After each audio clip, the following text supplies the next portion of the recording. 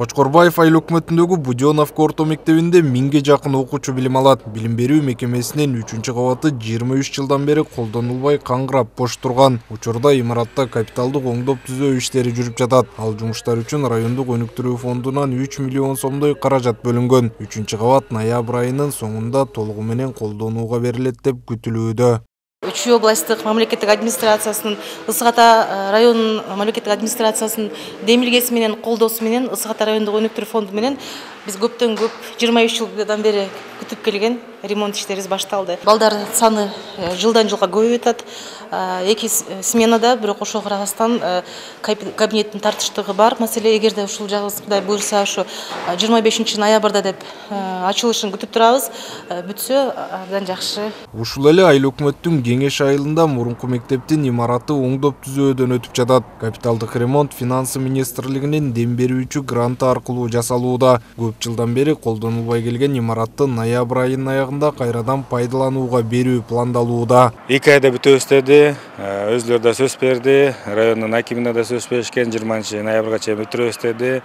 Андан кийин эми эки тарапка ойлонуштуруп атабыз, азыр бала бакча кылсакпы деп, же айыл өкмөттүн азыр АТР башталса эки айыл өкмөт кошулуп штат көбөйсө ушу мүмкүн ушул жака көчүп кетсек деген бир ойлор бар да астыда. Ал эми интернационал айыл өкмөтүнө караштуу Боз Бармак айылында 90 орундуу мектептин курулушу кызуу жүрүүдө. Курулуш иштерине Чүй облусунун өнүктүрүү фондунан 4 миллион 500 миң сом бөлүнүп, калган чыгымын чет элдик инвесторлор каржылаган. Айылда мектептин жоктугунан балдар кошуна айылга каттап келишет. Курулуш иштери аяктаса, ал күндөр артта калганы турат. Бул айылда клуб бар болчу.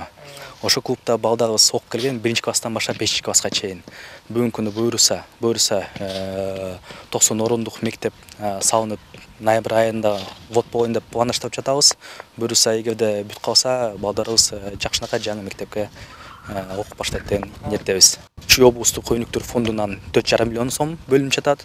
Ошондой эле Катар кайрымдуулук фондунан 8,5 миллион сом бөлүнүп жатат буйруса.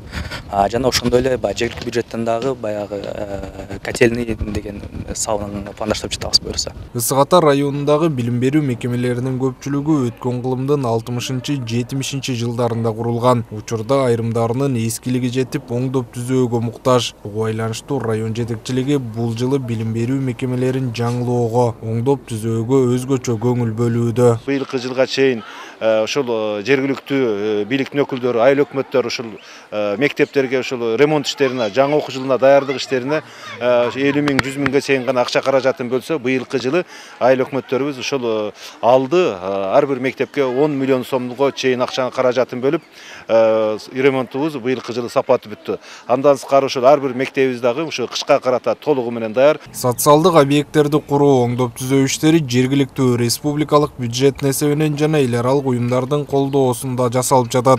Данил Бактыбеков, Жумой Исманалиев, УТРК Чүй.